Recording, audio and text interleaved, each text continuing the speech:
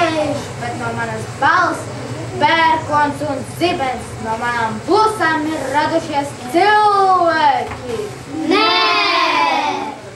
Viņa ir Embla, pirmais cilvēks, kurš radījies no baļķa.